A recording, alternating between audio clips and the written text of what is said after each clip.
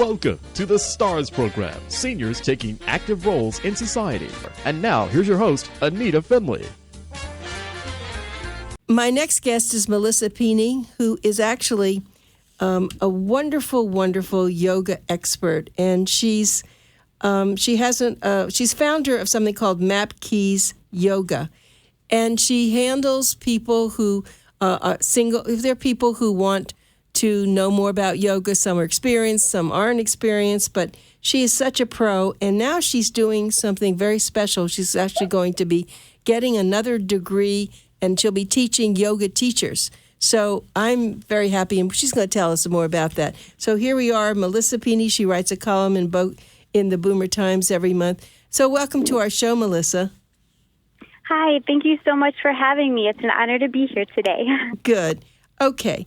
So would you please tell us about yoga and why, first of all, your article talked about males going to yoga. Was that a joke, or is that what's happening? For that article, it was actually a lot of times I have students that come to my classes and they just assume that yoga is just going to be for women. And they walk in and they're surprised when they see that there's males in the class as well. And so I wrote that article specifically with males in mind because I wanted to just show that yoga can be accessible for all. And how that article actually came about is I was actually out to dinner with my husband, and he mentioned to me that, not all guys realize that they can do yoga as well. And so it just kind of sparked an idea in me. And I thought, well, why don't I just share about how yoga can really benefit just everyone? And as I wrote in that article, it's not just about bendy ladies. Like, we just assume that you go to yoga and it's all these people that are just bending over, doing all these crazy poses and that, and that's really not what it's about. It's about finding that true connection within, and you don't have to wear like these fancy leggings and all that. Right. And it's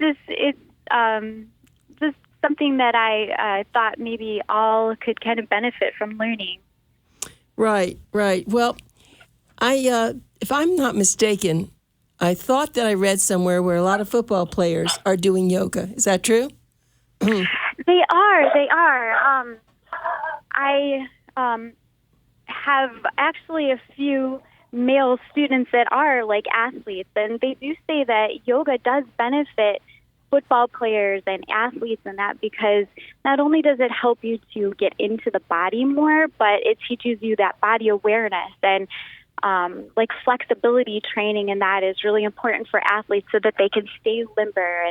And it's just a big beneficial practice for just all different types of athletes. At least that's what I believe. Yes, right. Well, you've seen it too, and you've done this. Well, I think I once asked you this. When did you start doing yoga? Weren't you just a little kid? I was actually quite young. I started, how I actually went into the practice and learned more about the practice was through meditation. That was my big start in my journey into the practice. And then I was a competitive dancer for, close to 20 years. And my dance teacher used to have us do what was yoga, and I didn't realize that's what it was before our dance meets. And I just, as I got older and, went into college and that, I started to realize just how good the practice of yoga made me feel, not only physically in my body, but mentally. It helped me with different stressors and helped keep me grounded. Yep. I see. And I know you try to get other people to do it, but you probably have some yoga students who are gung-ho and some, I guess, they're just casual about it.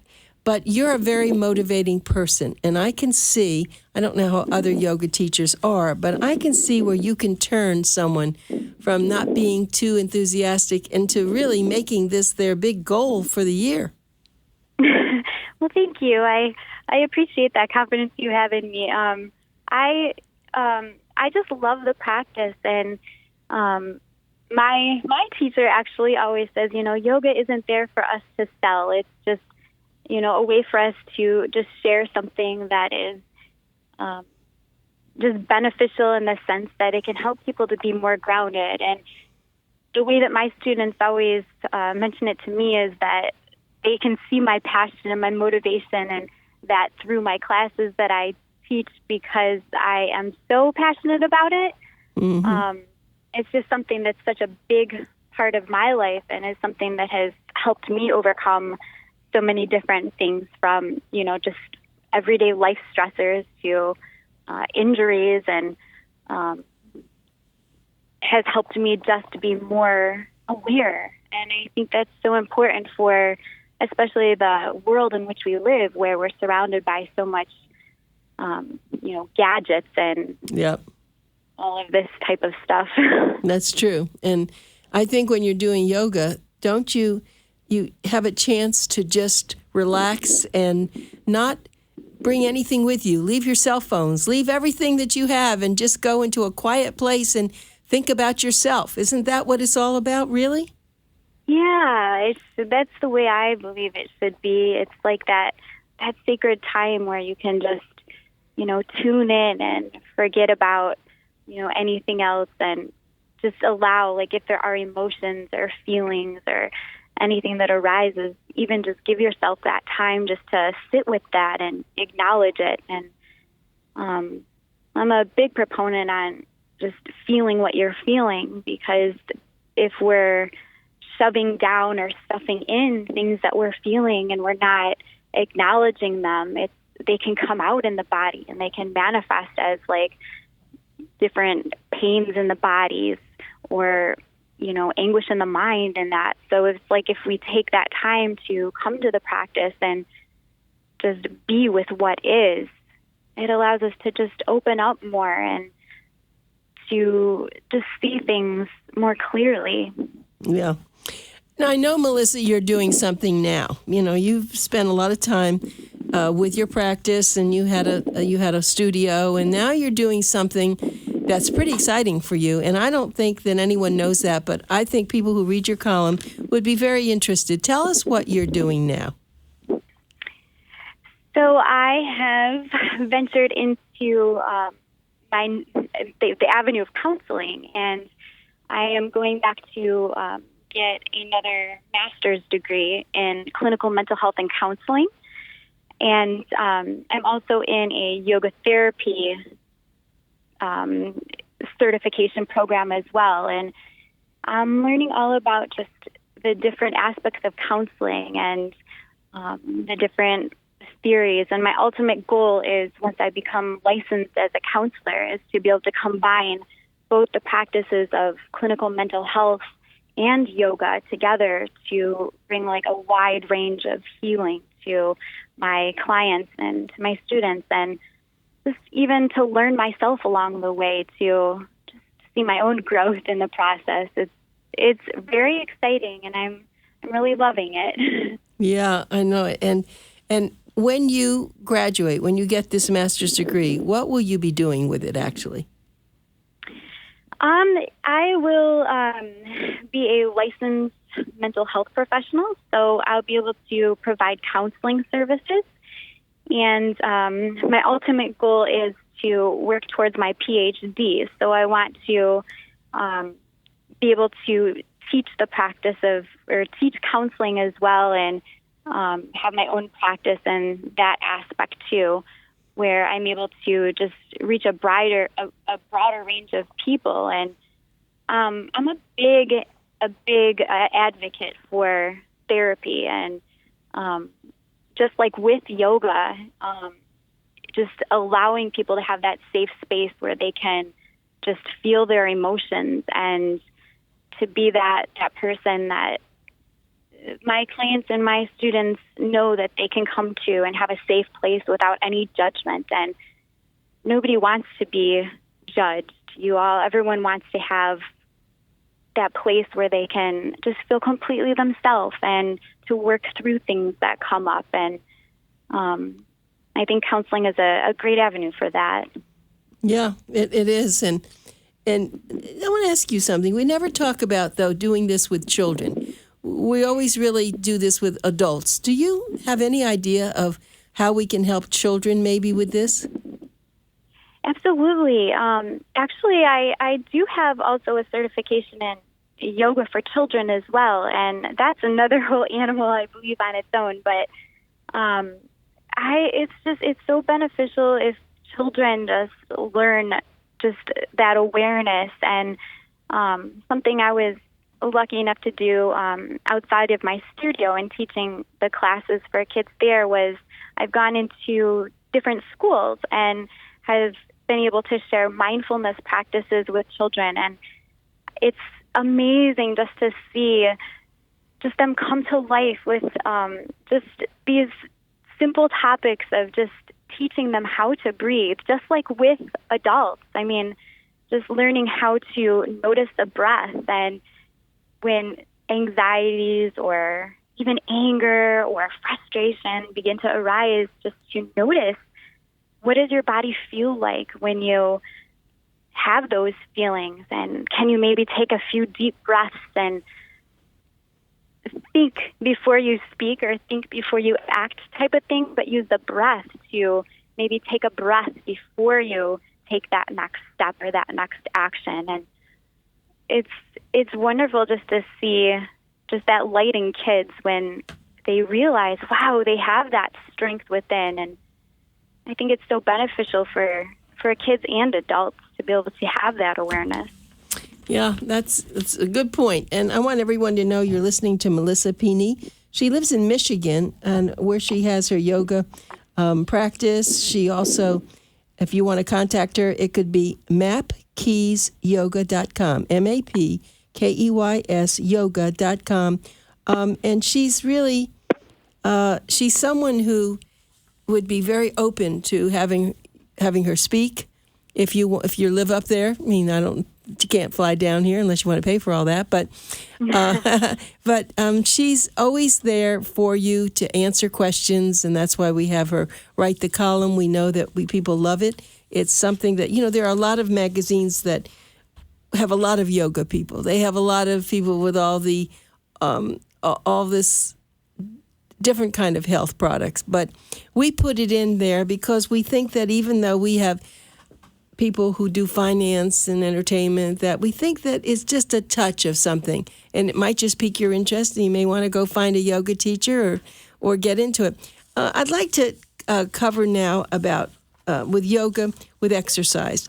So if someone had a choice of doing yoga or exercise, going on into a gym, what's the difference really? Can they do both? Sure. I mean, there's different avenues of yoga that you can take. There's the very meditative side of yoga. There are different styles of yoga where you might be able to combine. I'm big on teaching functional movement. So when you're going into, say, an example would be in yoga, a chair pose. I know I've probably mentioned this before, but this is one of my big go-tos is you think about all the things that you get up and down off of throughout the course of your day, or even just getting out of your car, or the twisting motion of putting on your seatbelt. Those types of functional types of movements are all things that you can do in yoga class if you have a teacher that is aware of those types of things, which, I would guess many are. But there's also different types of yoga classes where you can also introduce strength training within a yoga class. Those tend to be types of classes where you can combine both that functional strength movements with the flexibility training of a yoga class. Then there's also, like I said, the meditative aspect that you bring into the practice where, it's that focus on the breath, that awareness of the inhalations and the exhalations. And we know we breathe because we want to send all that oxygen to our muscles, right? So those are different things that you can combine both in a yoga class or in the gym setting. And you had mentioned with the incredible magazine that I'm so happy I get to be a part of, Boomer Time. The pleasure that I have to do that, to write for the magazine, is to know that I'm able to educate. And that's something that's really important to me, is through my writing and through my classes, to educate people so that they can have the tools in their toolbox to know that, if they can't afford to go to a yoga class, or you have a gym membership, these are things that you can actually do within your own house, with your own body. You don't need any fancy equipment. You don't need, these big fancy gym membership. It's just something that you can combine and do within your own comfortable setting, where you can focus on your body and not really worry about what anyone else is doing. And once you have the techniques down and you know the proper alignment so that you're safe in the practice, then it's something you can really take with you anywhere. And, you can travel and do it. And, you don't even need that much space. It's something that can become a part of your actual daily living. Yeah, that's so true. But I wanted to just throw something else in here, because we are hearing so much about suicide with teenagers. I'm just wondering how we can reach them through yoga. I don't know if you've thought about this, but who knows, why their minds are going there, and what is it because of emails or because of what they see on television or in the movies? What could yoga really do to help them? Do you have any ideas? That's such a heavy subject, and I'm glad you brought that up, because that's something that, if anyone has experienced something like that within their life, it's like my heart goes out to anyone that has experienced that type of situation or those feelings. We talk a lot about that actually in counseling. Oh, really? We do, and that is something that I definitely believe is really more for like a mental health professional to navigate, which is why I'm educating myself to be able to handle and be equipped with that kind of knowledge to handle those situations. But if someone is experiencing, say, like those feelings of like stress and anguish, then I definitely do believe that yoga can help with that, because it starts to, I don't want to say rewire the brain, but in a sense, like that awareness and the focus on the internal self rather than what's going on out and around can start to impact daily life in a more positive way, in the sense that you start to really realize things within yourself that maybe you need to pay attention to. And I think in the world in which we live, where social media is such a big part of daily living, I mean, geez, when I was a teenager, we didn't have things like this, like all this social media stuff. And I can only imagine, like, the kids that are growing up with this now, it's such a part of their daily living that I think it's important to have that space where you can walk away from that. And I believe that yoga is that place where you can go to not have all that social media in your face like 24 hours a day, and to be able to step outside of that into a place where you can focus on something other than what everyone else in the world is doing. I think there's so much with, like, in the world where you see on social media, or even if we look on a lot of television programs and commercials, it's always like, what more can we get? What more can we have? And I think it's important to just practice gratitude and to be in that space where we can identify that we don't always need more. And what's wrong with just having just what you have, and being grateful for what you have first. Like your dog. like my dog. Like my dog, right? Absolutely. She's quiet now. She's all content laying on my yoga mat right now with my fuzzy blanket I gave it to her. And she's all nice and cozy now. Yeah, I mean, I get the same, of course, pleasure from my dog too. But and so many of them, I think a dog or a cat would be really great if they could do that, but maybe they can't, I definitely believe that. Oh man, my puppy has been with me through a lot of trials and tribulations. I will definitely say that. And animals have a way of just showing you what's important in life. I mean, all they really need is just love and attention in a positive way, and they're happy. You're absolutely right. You could learn a lot from them, couldn't we? Oh yeah, definitely. I love that. Well, of course, you do have a wonderful husband, but you have a lovely mother, and you have a lot of things, and some people don't have those things either. And so they have to, I guess, figure out what they do have. Everybody has something, and it's just, they either don't appreciate it, they don't know, they have to wait for hard times, and hard times will come. But if you have someone who love will conquer all. I've always said this, whether it's from your family or from your pets or from friends. Love is someone to put their arm around you and say, it's okay, I love you the way you are, no matter what. That's really it, isn't it? I agree, 100%. Well, you're right. Love does make the world go round, and think about if we all just loved each other a little bit more, what a world we would live in. That's true. And the only thing is, I will say, you are living in a very cold climate. You live right outside of Detroit. Well, we'll say it's, of course, it's Warren, Michigan, but it's cold up there. And I always look in the morning when I get up, I want to know what my friends and family, what they're experiencing. And I always look at your temperatures, and it's cold. Now, is it snowing also?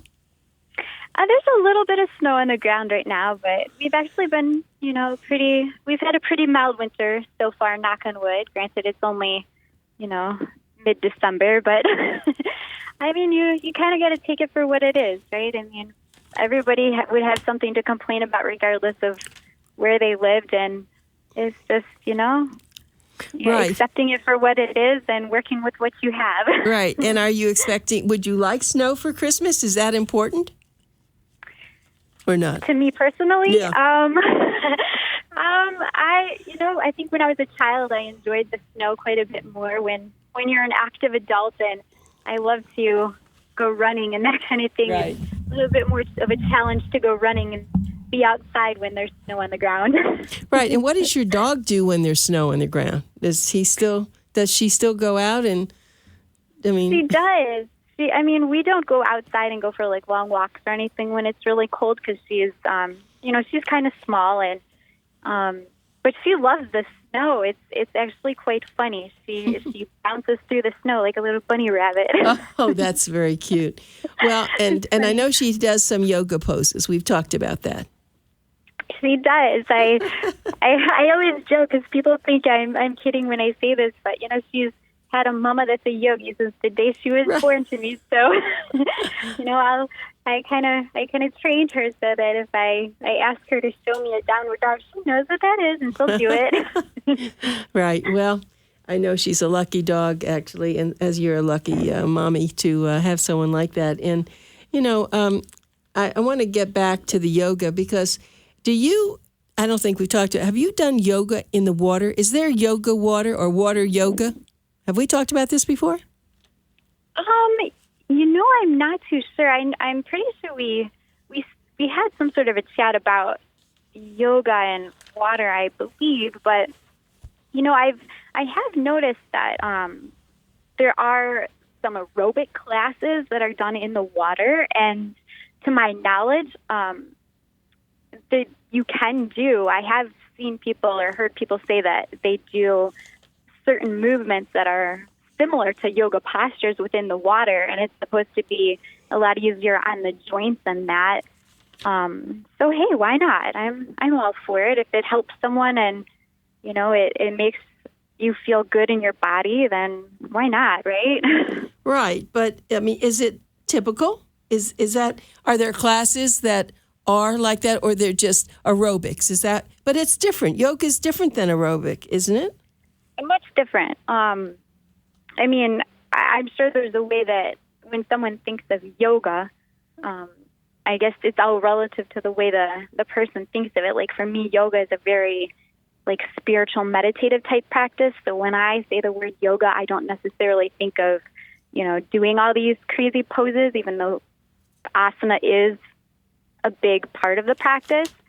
I mean, who knows, if you're being meditative and you're in the water and you're doing a yoga posture, why couldn't it, I guess, be a form of yoga?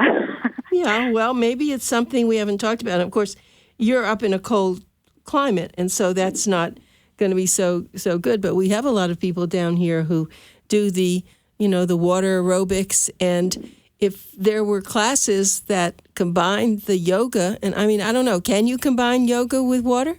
If you think about your poses? The postures, sure, I believe you could. Just having that awareness, I think, being in the water, and that would be another whole aspect to it, because, the water safety. Right, of course. But, yeah, hey, maybe you just started something new. Maybe I did. You have to think about that, okay? Yeah. Maybe when you come down here, you'll be able to think about it. But, because, down here, I have heard from physicians who say, well, sometimes all these other poses are difficult, but now you can get into the water and do a lot of those things. So maybe we'll talk about it another time, but I sure do thank you. I hope you have a very happy holiday. I'm so glad that you continue. I know you have a beautiful column coming up in January, and thank you, Melissa PINI, for being here and being with us. Melissa PINI, it's such a wonderful name and such a beautiful woman. Thank you so much. It's an honor to talk to you. I always enjoy our conversations. I do you too, are Melina. amazing. I think that you are actually, Melissa. Okay, and I'll talk to you again. Have a very happy holiday. Thank you. You as well. Namaste. All right. Bye, honey. Bye-bye.